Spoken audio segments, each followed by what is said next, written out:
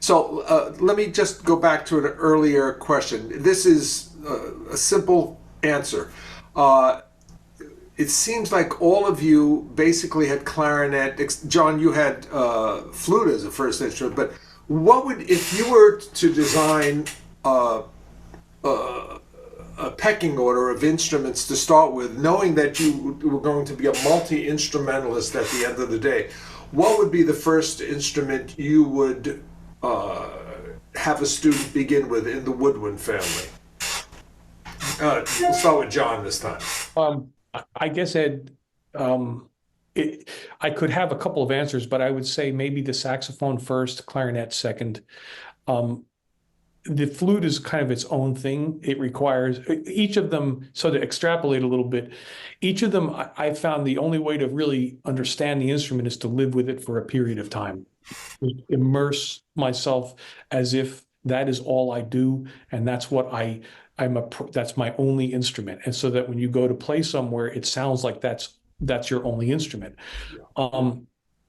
The saxophone, I found, this is just my own observation through years and years of playing, is that some clarinet players that started on clarinet that I would encounter in New York over the years, and in mostly woodwind doubling situations, if they started on clarinet, they had a hard time getting a real concept of the saxophone sound, the flexibility, the styles that you would encounter with different musical situations.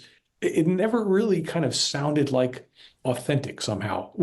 So I think starting with the saxophone, you immediately have to get immersed in different styles of music that you won't encounter with the clarinet.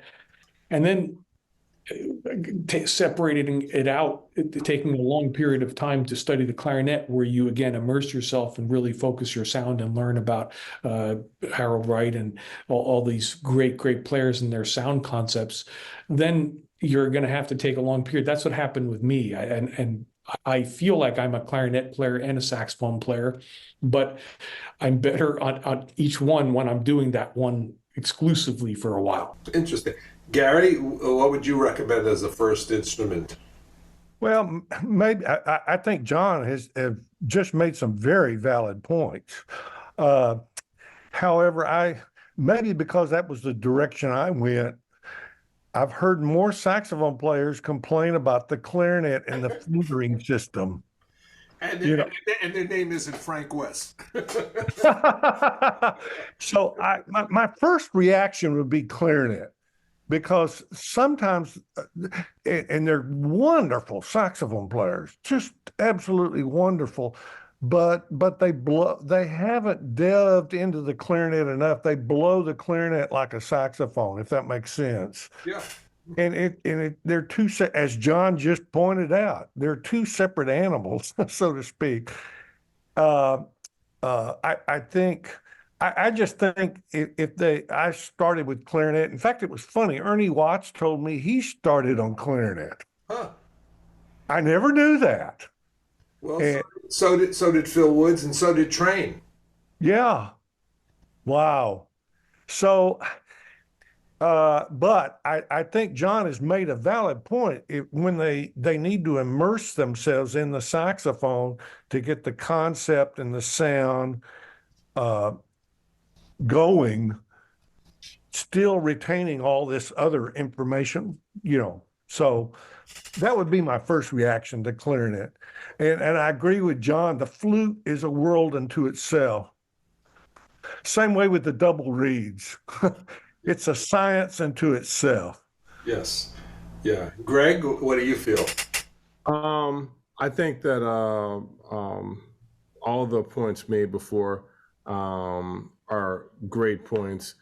I'm more in the clarinet camp because I feel that the fact that I started on clarinet, I think it made it easier for me to learn the other instruments. I have I find that my saxophonists, when I get them to start playing the clarinet, they almost always have a hard time because they're not used to the discipline of having to place their fingers exactly over the tone holes. Because on the saxophone, their fingers might be hanging here and hanging there, and they can get away with it. They can get away with it, but then once they get to the clarinet and once they get to an open hole flute, then they start having problems. And so and the other problem is once again the embouchure with the clarinet. I find that if someone starts with the saxophone and they go to the clarinet, then they have a really hard time being disciplined about the embouchure. Whereas with the and it's just such a I mean, they start trying to play the clarinet like a soprano saxophone and blowing the straight air through it, and it starts to sound like some kind of bike horn after a while. And so we had an ostrich being choked. yeah, exactly. And so then we wound up spending so much time just trying to get all that straight, and then they don't want to work through it. They get impatient and they don't want to practice, and it gets really. But when I have clarinet people switch to the saxophone, then that transition is much easier, and then also getting used to the fact that the different registers of the clarinet actually seem like they play in different keys, and it's whereas where in the saxophone and the flute they lay out in octaves until you get to the so that's why. But I John, I do see your point. So I guess in a way it's subjective to a point. Yeah, So. yeah, well, I think it is. I know the only person I know that I've interviewed who expressed the same feeling as you did, John, was Eddie Daniels, who actually began as an alto saxophone player and then came to clarinet later on. And believe it or not, only took one lesson on saxophone from Joe Allard in all his years of study. It was all clarinet. But he said he felt, if I remember Eddie correctly, saying that those who start on saxophone have a little more freedom, a little more flexibility. They're not as rigid when they get to the clarinet. Of course, they don't all practice clarinet like Eddie practiced clarinet. I'm in the camp also that from a technical aspect, I think the clarinet, of the three single reed instruments, clarinet, saxophone, flute, is the hardest. I don't even consider it, there's no argument there in my camp. The clarinet, I agree with Frank West, was made by 5 different people at 5 different times who lived in 5 different cities, none of whom spoke to each other. That was Frank's way of explaining his dislike for the clarinet. Although Frank West's first instrument was clarinet, which he didn't admit till many years later. Anyway, but the clarinet, because of what Greg said, the exactness that you have to have with the fingering and the balancing and the angle, and with the embouchure in order to play through, 3.5 octaves, basically, or almost 4 octaves. I mean, to be able to play that, you have to have some kind of more sophisticated understanding of embouchure to even have a shot at it. And because the bore of the instrument is much more demanding to have a really good focus and a good use of airstream for compression, I think the clarinet becomes harder as an initial instrument than the flute or the saxophone. No instrument is easy. As far as the flexibility, yes, the saxophone has more of that, and the fact that the saxophone is thought of in America primarily as a jazz or rock and roll or pop type of instrument, the classical thing is not as prevalent in this country, although I think the study of classical concert saxophone is absolutely necessary for all saxophonists. By the way, Phil Woods used to make all his saxophone students play the Creston Sonata. That was a mandate for him. But I think, again, I think it goes down to the individual, first of all, wanting to play both and being in love with great players on either instrument and having a wide oral memory of different sounds and different styles of music and enjoying that. If one doesn't, I have found that if a student really doesn't enjoy, let's say someone is a jazz saxophonist and really is, in love with playing, improvising on the saxophone and many different styles of saxophone playing, and then, in learning the clarinet, no matter who you are, you really have to learn it in a sort of quote unquote legit way, meaning basic scales, embouchure production, arpeggios, articulation, in that way, just to control the instrument because of its demands. If one doesn't really like the sound of the clarinet or like that type of music that approach to studying is going to focus you on a little bit, it rarely works out. I think one has to really be in love with lots of music and lots of sounds and the woodwind family to be ultimately a good doubler. Just to pick up an instrument, just to do the gig, goes only so far. And I know, John, you experienced that in New York, and I'm sure all of us have experienced that in our professional career. Those who pick up an instrument, and especially today, I found that on Broadway, there are a lot of people coming who were initially oboe players or flute players and pick up the saxophone because that's what they have to do to play these gigs with doubles. And they sound it. And I think that's just a wrong way. I mean, Gary, with no offense, I was in the early 80s, I was very good friends with a wonderful repairman in New York. He was just magnificent, Carl Sawicki. And Carl had a dealership, a relationship to the Laurie family. And he said, Ed, I can get you a Laurie oboe and English horn. And my teacher at the time was Ronnie Rubin in the Philadelphia Orchestra. Oh. And Ronnie said, I can get you, lessons with the principal oboe there. And if you want, and I thought about it for one day. And I thought, because I was in love with saxophone, clarinet, flute, and I was studying on all those instruments. I was already out of school. And I just said, I'd like to hear good oboe players, but I'm not in love with that instrument. And then the thought of spending time with reeds, I said, this is going to take time away. I wanted to study bebop, and I wanted to study, chamber music, and I was loving it. And no, I don't want to do this. I'm doing it just for the gig. And yes, it would have given me more work. It would have guaranteed, without having to worry, guaranteed work for the next 40 years. But I wasn't in love with the oboe. Mm-hmm. And I just didn't want to do it for the gig. And I'm glad I made that decision because I wouldn't have been honest with myself.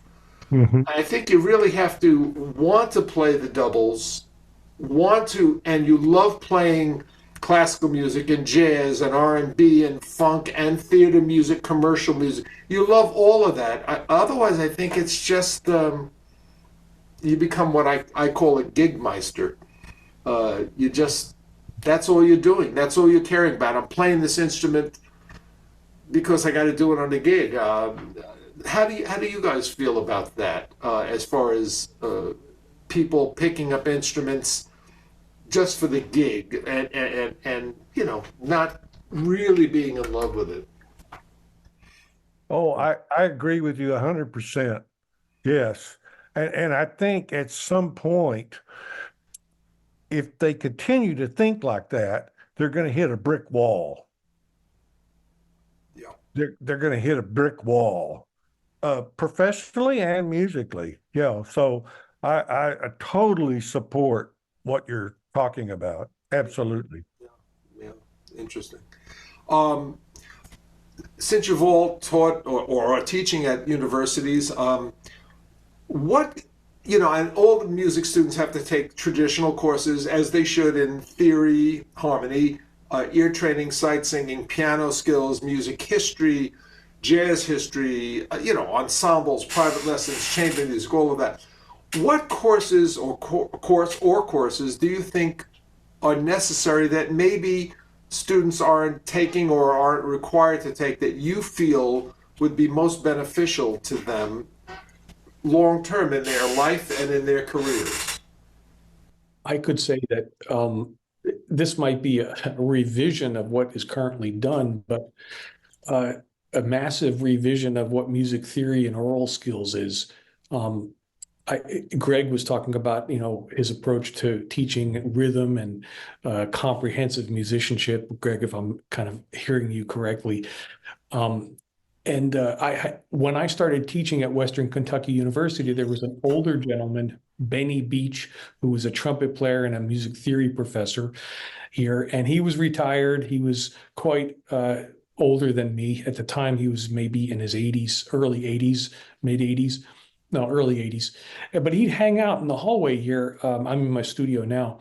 And when I'd come out, he'd say, "Come on, let's go have lunch."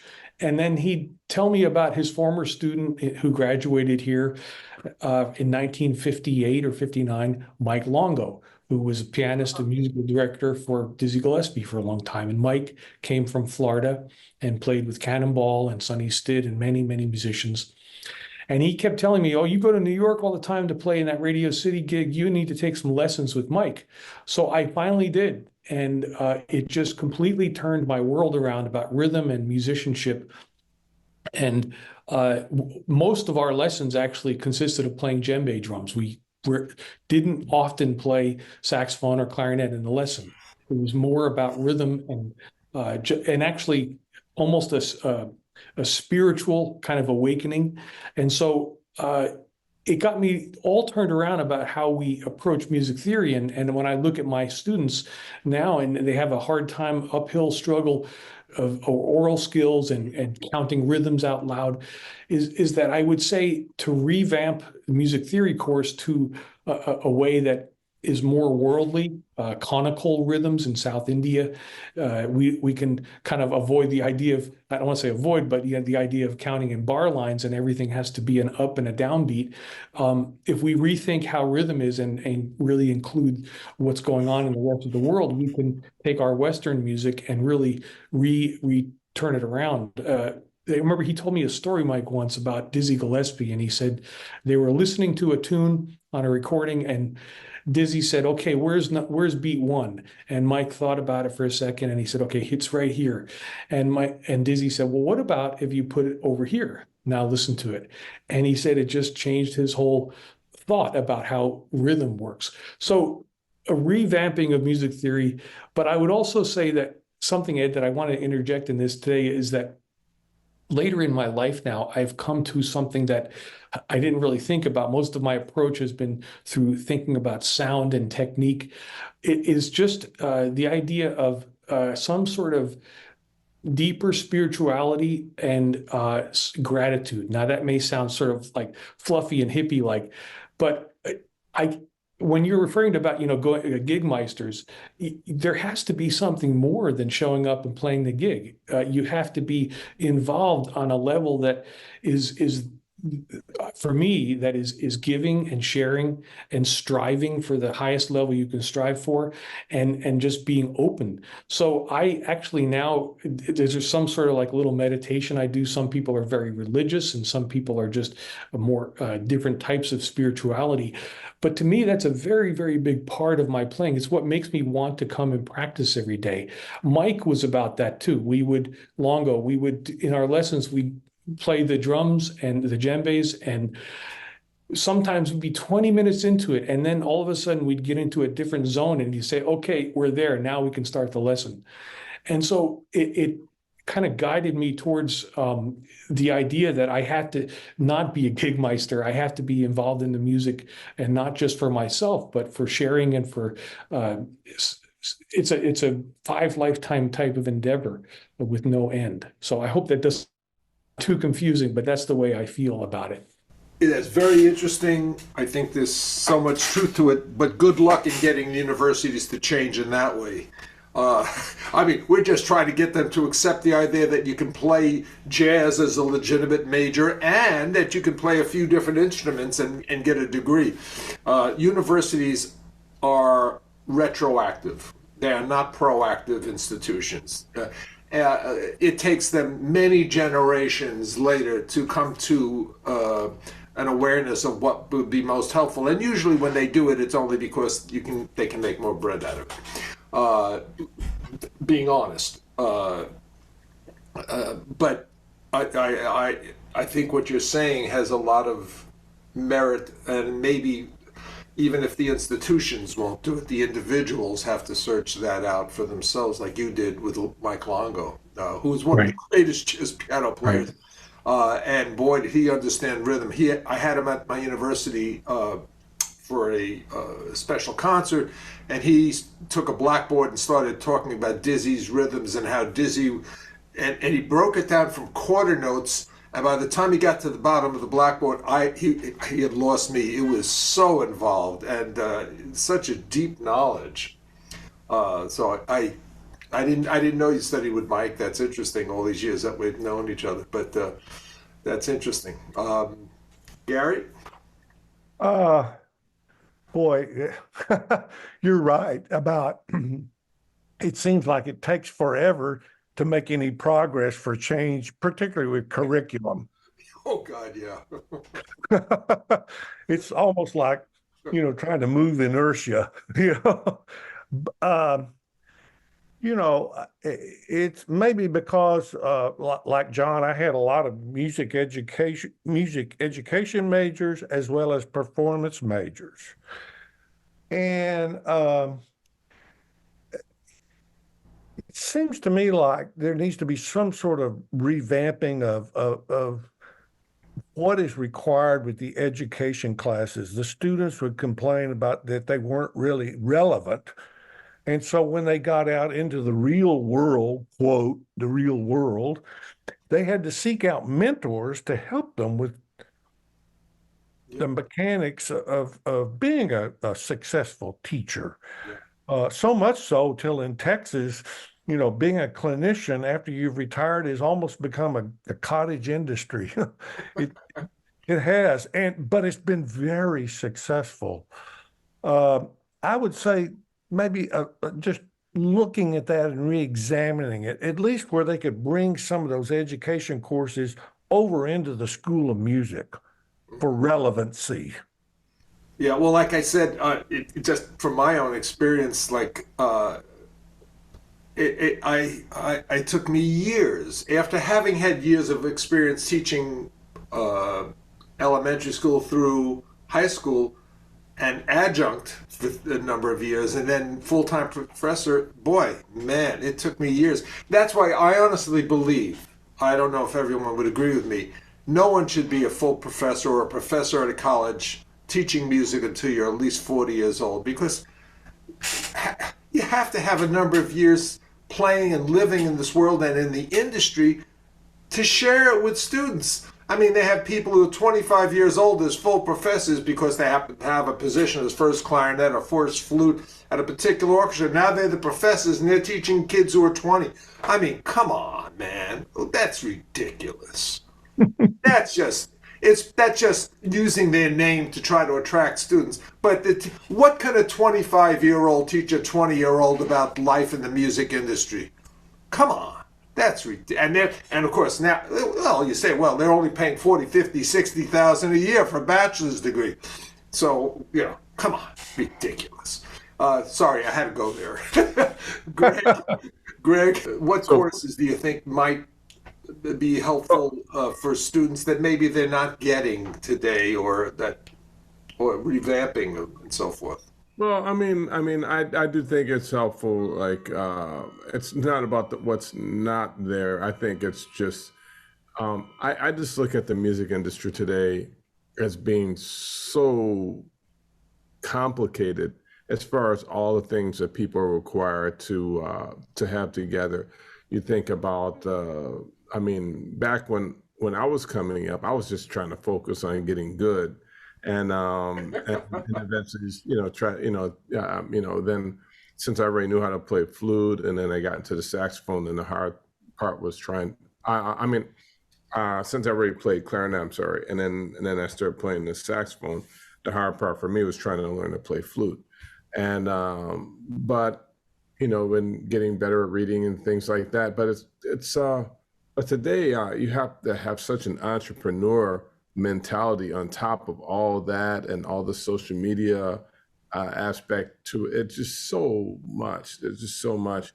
But I think the main thing for me is I have to live with purpose. I have to live with purpose. I can't live for just making money. I didn't get into this. I didn't get into music because I wanted to get rich or because it was all about money, money, money, money, money. And so for me, I just really try to impress on my students to try to live with purpose, and that's bigger than just making a gig.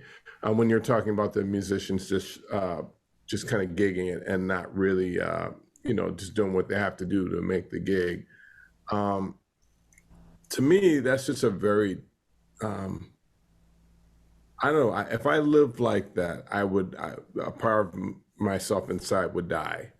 And so I try to, I try to impress that on my students. And, when John was talking about, having a spiritual base, I have a spiritual base that I live by.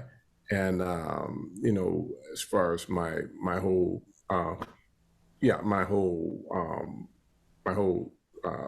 Christian walk, and that's very much wrapped around the music that I do, and so all my students, I'd say that in general, just to have something outside of just trying to make gigs to live by, it's so important. And so I mean that doesn't completely answer your question, but it really is how I try to.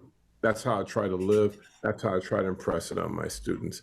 Well, I think that probably will come across to them if they study with you for any length of time. I think the individual person's vibe and approach to the instruments, approach to life comes through when you study with someone for a couple of years. There's no question about that.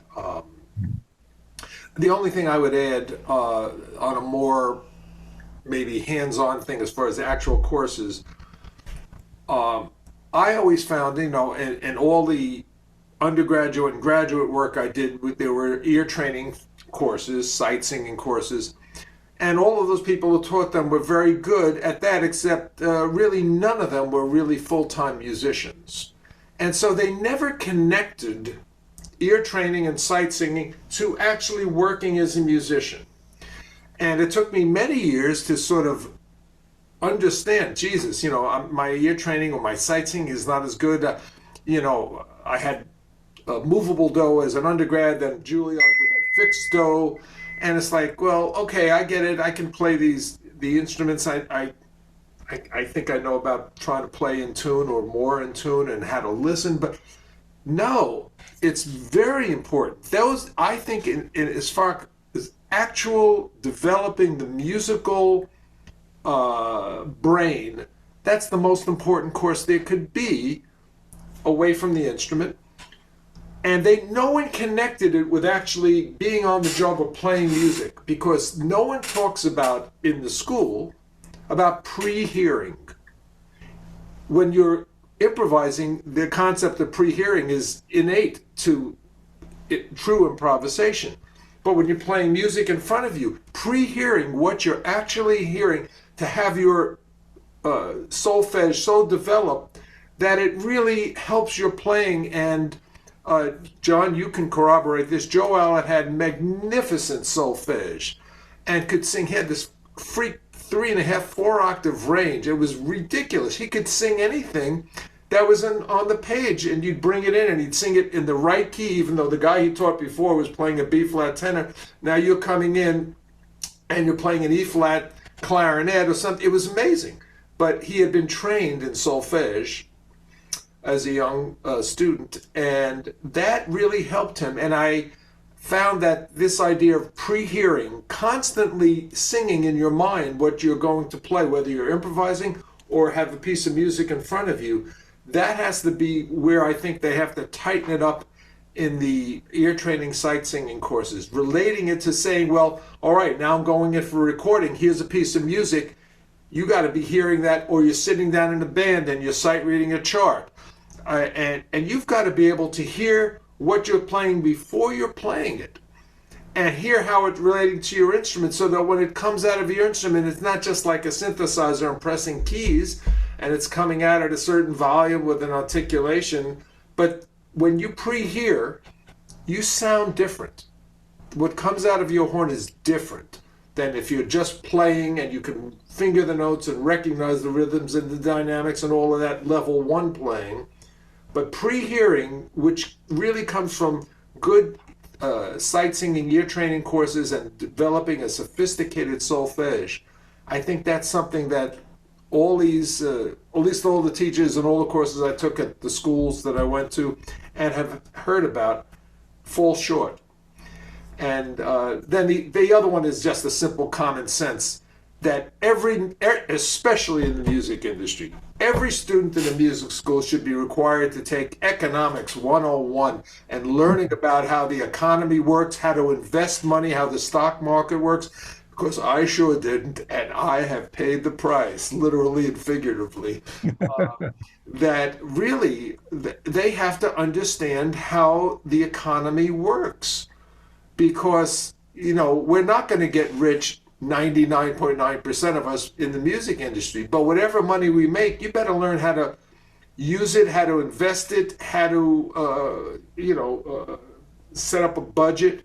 But understanding that, I think, is essential, and it's not I don't know of any music program that requires it. I know some schools have very good music business programs, but it's just economics. I mean, basic economics, I think, is essential.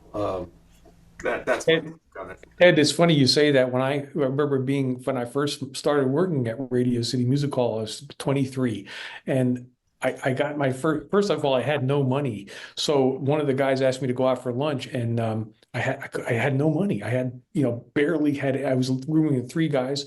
I had like maybe $10 in my pocket. That was it. And Ken Hitchcock, another woodwind player, sadly passed away, but he said, I'll give you $100. Just pay me back whenever you can. And then after that, the oboe player Josh Siegel in the orchestra pulled me aside one day, and not too long after that, he said, "I'm going to sit you down and show you how life works."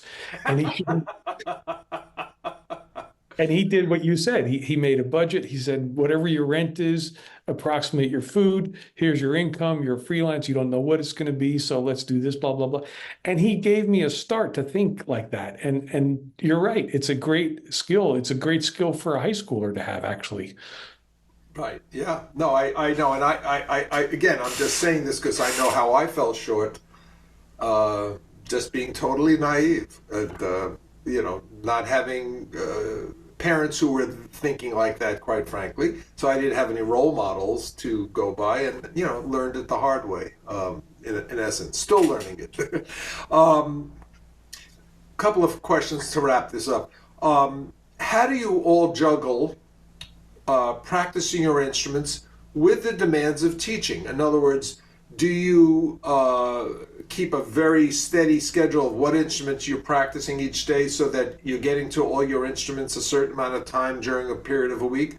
Or knowing what good jobs you have, you're prioritizing those instruments?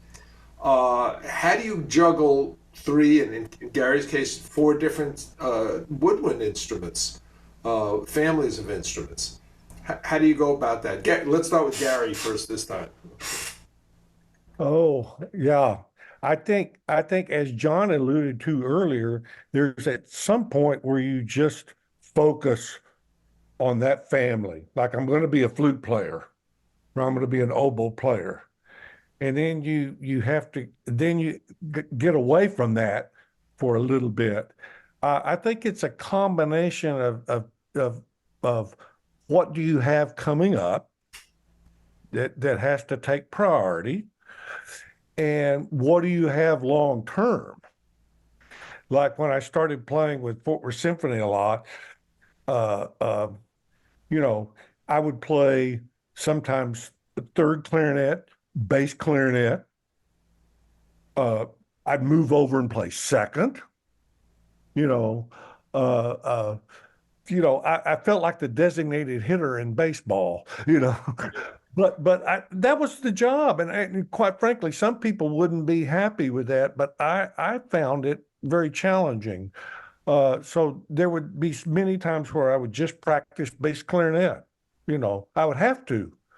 So it's for me, it was a combination of what is coming up short term, and then long term, what do I need to do, or want to do? Yes. Maybe a combination of those. Yeah. Yeah. No, I And, understand. and usually because of my teaching load, and I know the other two colleagues can attest to this, my practicing had to be done in the evening. Some people are morning people to do it. I couldn't do that. Uh, because of the drive-in and several other things. I always had to devote evenings, always, daily, you know.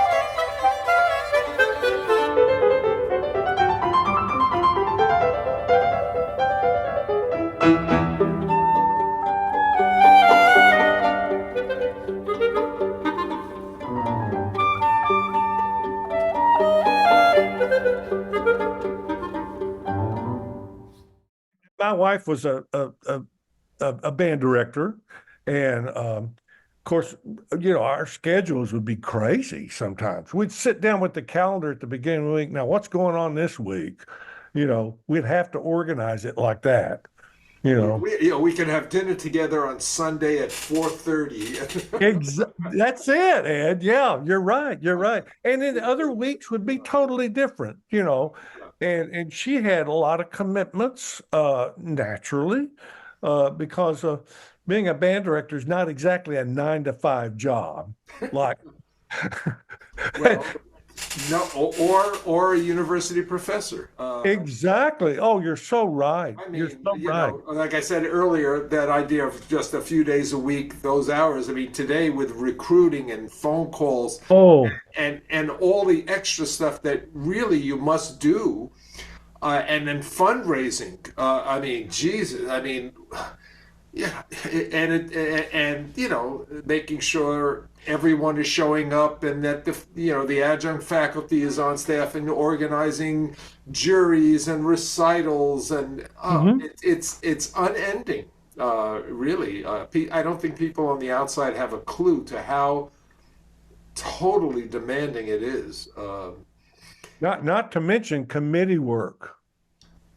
We don't want to mention that. Or just how about just this? Department meetings. Oh, yes. Those are the painful moments.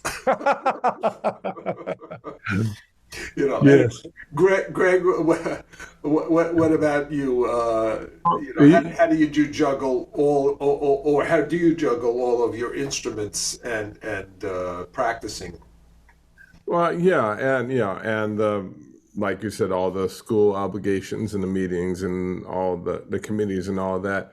Not to mention family time and all, just life in general. The way that I dealt with it, for many years is I'd just be not sleeping much. I'd be practicing. I'd be practicing late night. I get, particularly when my kids were little, I'd be teaching all day. I come home, spend time with my kids, spend time with my wife, and then when they go to bed, then I'd be down in my basement practicing for the next several hours, and I'd say it's in the last and more recent years, I've been a little bit more concerned about trying to keep myself healthy. And so I don't practice at night as much anymore. And now I just try to be a little bit more disciplined about things that are things wasting, are things like real priorities, or are they time wasters? And if they're time wasters, I try to cut those out so I can practice more in the day, so I can actually get at least a minimal amount of sleep. But as far as my practice regimen, I'm usually dealing with whatever's on my plate first. If I have I've got the next thing on my plate is some things with Bill Frisell, and so I'm going to be focused on trying to make sure I'm ready for that, and longer term goals. But I never know what's going to pop up at the last minute, and so I have to make sure that I maintain all my instruments. And so I'd say that if I know I don't have that much time to practice, I try to get into the clarinet first, because that's the least forgiving out of all the instruments. I tend to tell my students that the saxophone is like a friend, and the clarinet is like a spouse. If I miss a little time on the saxophone, but I'm up on the clarinet, then I can usually adjust fairly quickly. But if it's the other way around, and I'm spending a lot of time on the saxophone, and I go back and it is like a spouse. Like if I go like a couple of days and not see a friend, then I'll see them and we just kind of pick up where we left off. But if I decide, like, I'm not gonna see my wife for a couple of days, and to decide to come home, how's that gonna work out? So and so I have to make sure that if I don't do any other instruments, I have to do the clarinet every day. Otherwise, I pay for it later.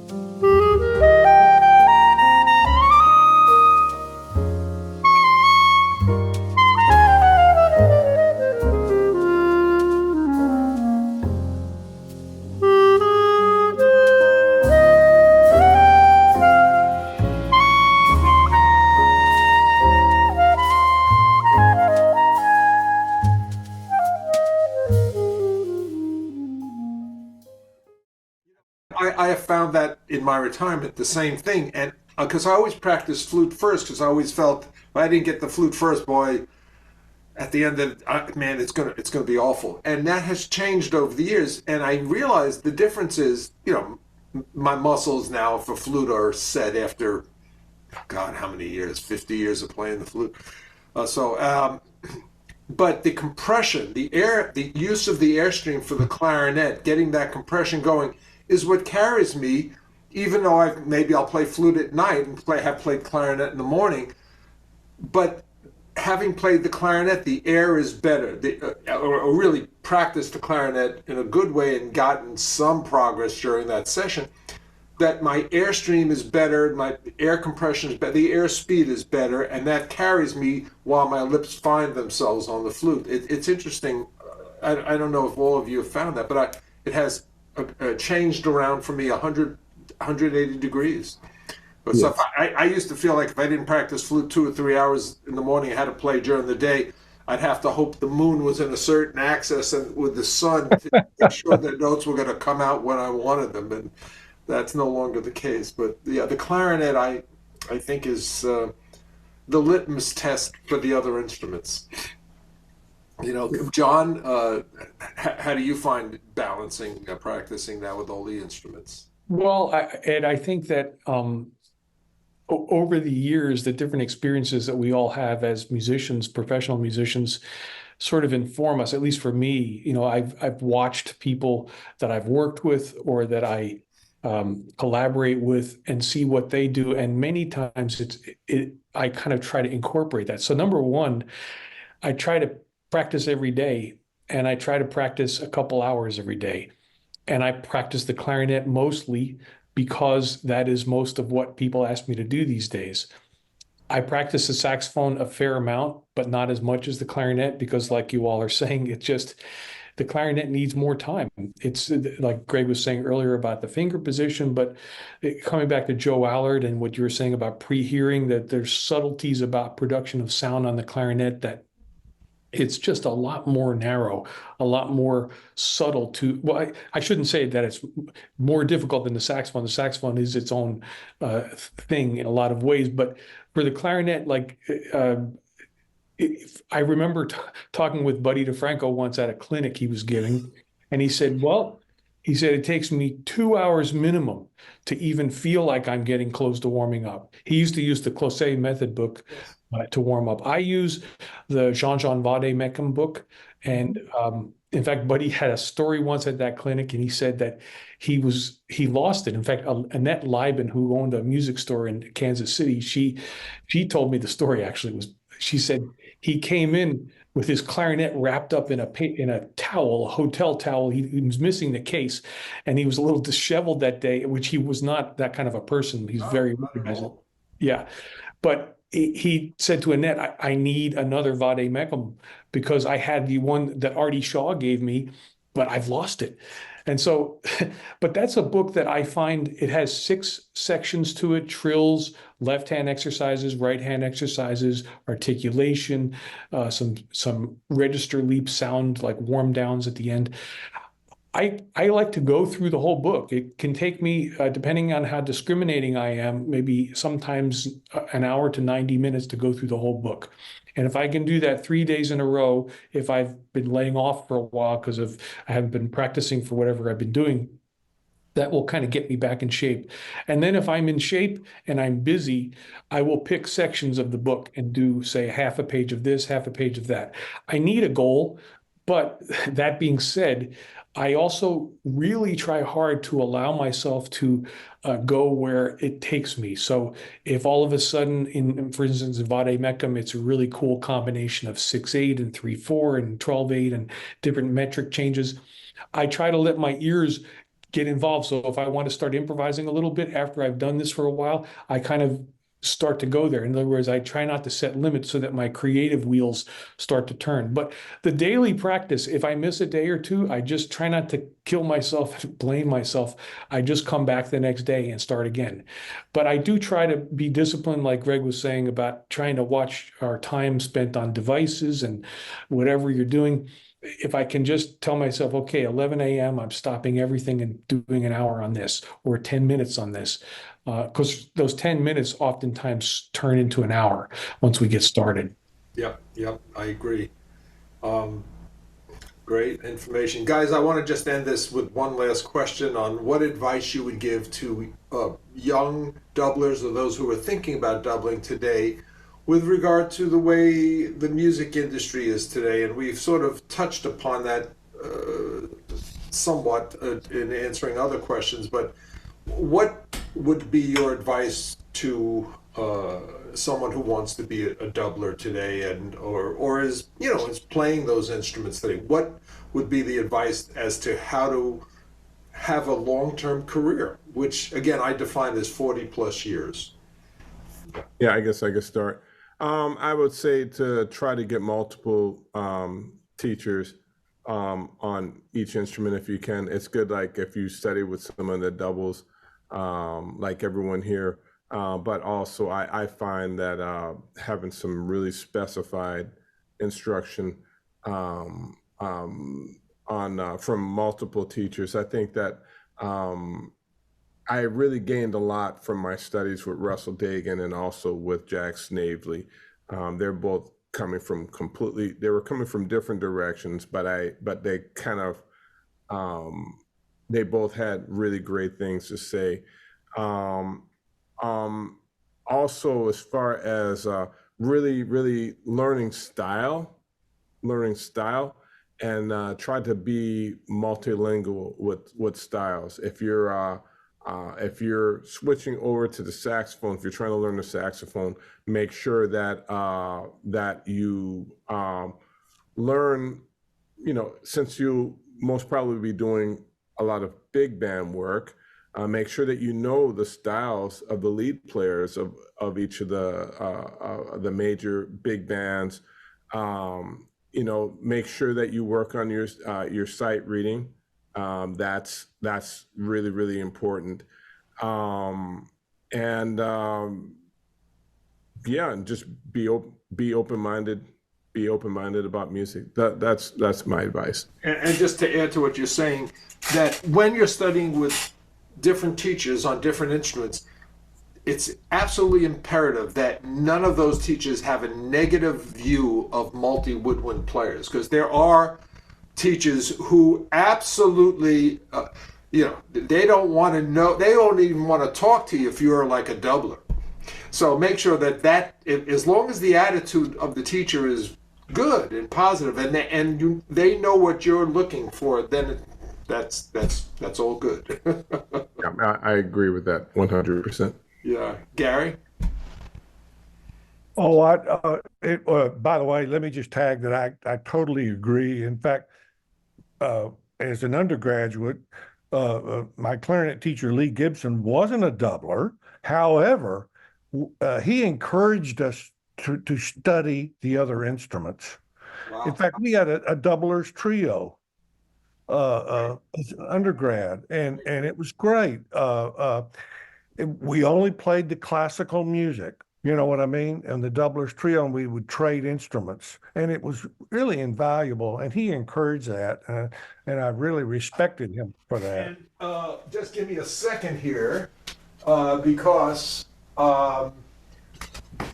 Lee Gibson, if I can find it, yes, indeed, wrote one of the best books available for clarinet acoustics. Oh, yes. And I don't know if this Yes. is across the right, but it's a wonderful book. And yes, there are great books by Arthur Benet and all, but you have to be pretty much a physicist to understand it. This is more layman terminology and wonderful. And I'm glad to hear that he was that way with his students. And he wrote that book after he retired in the decade of the 1980s. Great. Yeah. He did that post-retirement. Yes. And one other aspect, and I know my colleagues here would echo this, is the younger students need to be sensitive to the reality of buying equipment, buying horns. Oh boy. Yeah. I mean, And- I look at all the horns that I bought, and I have pretty much, as all of you do, I'm sure, top horns.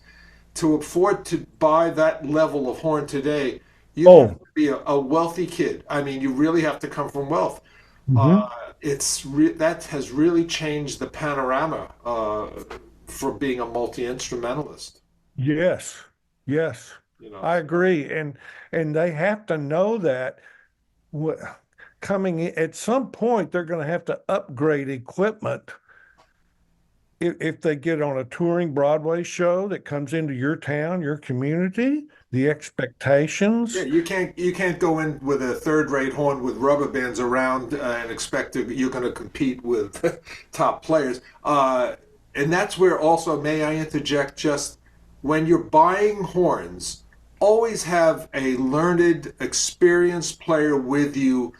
Don't just think you know enough. And to this day, when I buy a horn, I always want a colleague with me, because even though you think you know it all, you want, what is it sounding like out there? Here's what it feels like to me. But especially young players buying horns.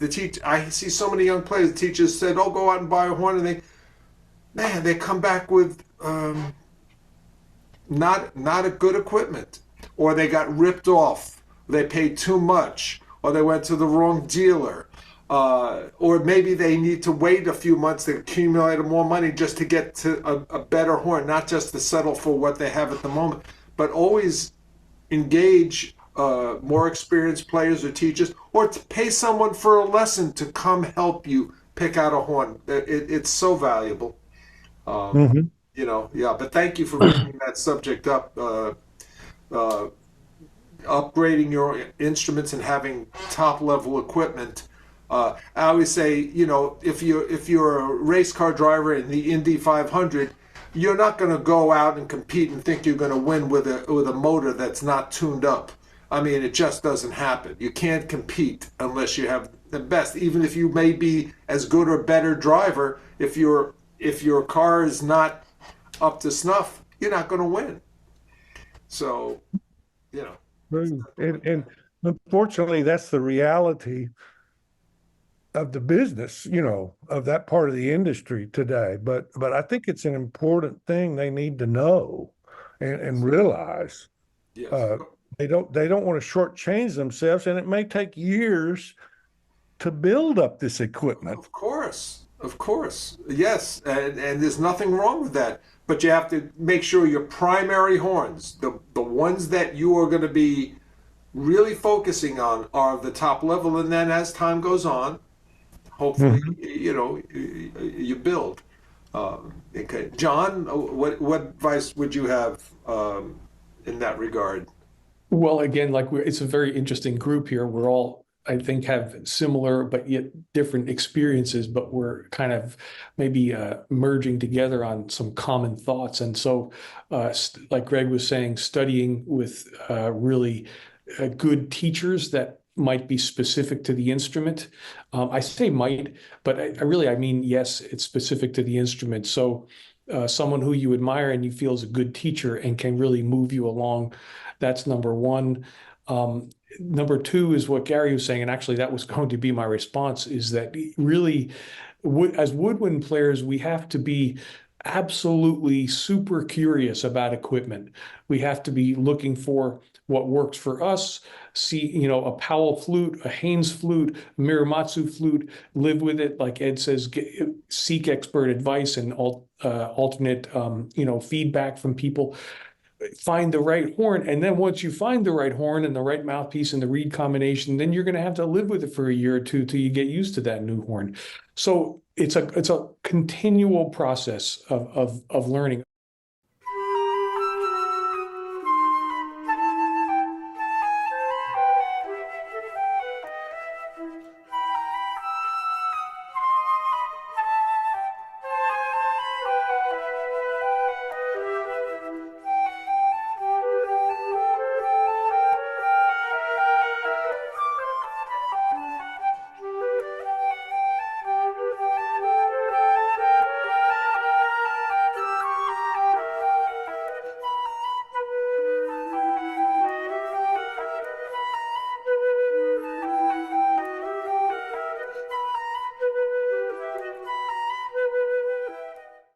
I was playing for a period a lot with Roger Rosenberg in some commercial gigs in New York, and he had a bass clarinet that had an extension that Jerry Moen made up in Croton or something where he lived. Yeah, I know. And so we were and then one day he started talking about he wanted to get a better bass clarinet. And so Selmer came out with a new bass at the time. This is quite some years ago. And he went and bought it, and he sounded fantastic. And then he was playing with Michael Brecker at the time with this quintet. He had a concert where Was it the Dectet? it was like a strings and woodwind quintet with a rhythm section. Oh, okay. That must be a specific recording. Yeah. Yeah, it was a recording project and a tour he did, I guess, or series of tours. So they were playing right up the street from Radio City Music Hall. So we actually played the gig, and then he went over and set up. He took a last show or two off and went over and set up, and he played that. So let me get this right. He went from Radio City to playing with Michael Brecker. That's like the opposite of Beauty and the Beast. Okay.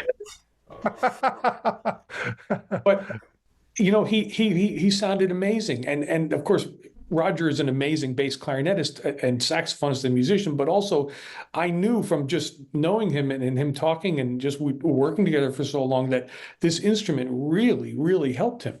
And I've always felt this equipment is, you're never going to always make it back money-wise directly right off the bat. If you invest in it and you really honestly spend the time with it, you'll get to know the instrument, and then hopefully people will hear you over time and want you to be on their whatever project they have. And the last thing I would say is that as I've watched, I don't feel that old, but maybe I am older than I feel, is that there are just not as many gigs out there anymore. Like freelance group gigs where you can go and just pick up gigs as easily as it felt like when I was starting out. And so people are having to, maybe my advice would be to find what kind of makes you feel like Greg was referring to earlier, a focus in you. So I'm going to give two quick examples, but they're my children. I have two daughters, and my older one has had an interest in helping people, and she ended up going to an international studies program and a master's degree at Tufts University, and then getting a job at Save the Children, which led her to a job, another job, a really fantastic job. So she lives in Washington, D.C. The focus of her is, though, wanting to help people. And so that's led her to what she does. My other daughter wants to be a singer-songwriter, and she plays guitar and sings and produces music. She just got a really nice marketing job in Charlotte, North Carolina.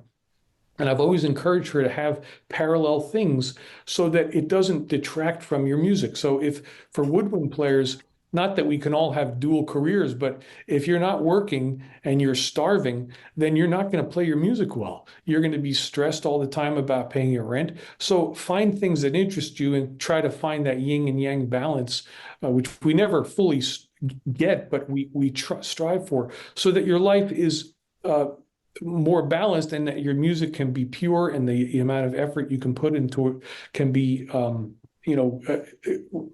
gratifying over the course of those 40 years. Yeah, I think that's tremendous advice, and each of you offered different viewpoints of this, and I would just like to add,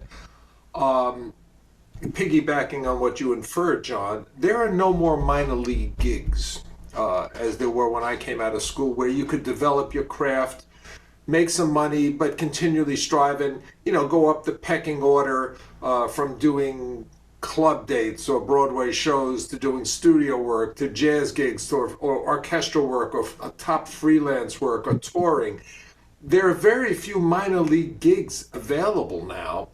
And basically you go from a college scenario to working in a full-time music industry gig or not. There's cruise line gigs and things like that people do, and you can play a little jazz gig at a local club and make $50 or something like that. But as far as a career sustaining type of job, that minor league is gone.